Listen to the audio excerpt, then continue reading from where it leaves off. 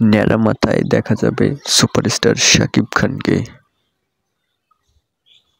গণমাধ্যমে এমন একটি সংবাদ প্রকাশ করেছে সিনেমাটির পরিচালক মেহেদী হাসান হৃদয়।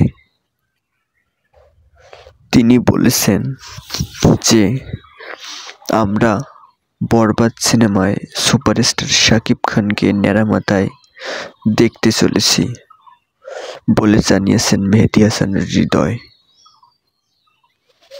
আমরা এর আগে কখনোই সুপারস্টার শাকিব খানকে ন্যাড়া মাথায় সিনেমাতে দেখি নাই, কিন্তু হ্যাঁ, আপনারা হয়তো অনেকেই জানেন যে সুপারস্টার শাকিব খানকে ন্যাড়া মাথায় দেখলে সিনেমাটি বেশ আকর্ষণীয় কিংবা এক কথায় অসাধারণ হতে যাচ্ছে।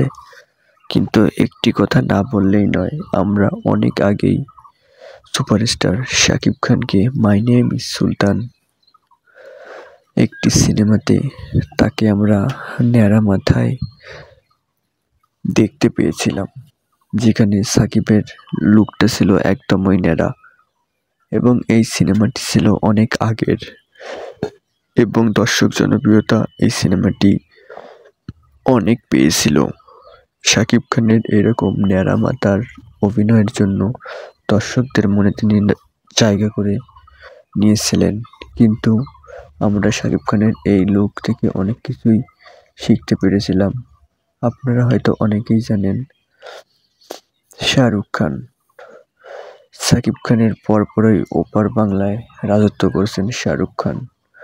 সেই শাহরুখ খানকেও আমরা একটি মুভিতে, জওয়ান মুভিতে ন্যাড়া মাথায় দেখতে পেয়েছিলাম এবং অনেক আগেই এই জওয়ান মুভিটি শাহরুখের এমন লুক দেখে দর্শকরা দিনকে দিন শাহরুখকে আরও পছন্দ করে যাচ্ছেন। শাহরুখের এমন ন্যাড়া মাথার লুক থেকে কি সাকিবের বরবাদের ন্যাড়া মাথার লুক হচ্ছে? আপনার মতামত কি?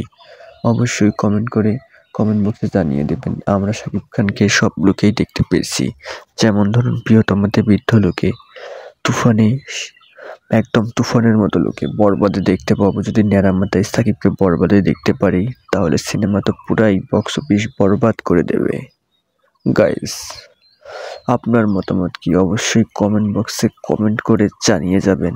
তবে শাকিব খানের এই বরবাদ মুভি পরিচালনা করবেন ছোট পর্দার নাটক নির্মাতা মেহেদী হাসান হৃদয় এবং নায়িকা চরিত্রে থাকবেন ইদিকা পাল এবং ভিলেনে থাকবেন মিশা সওদাগর, বাংলার 1 নম্বর ভিলেন।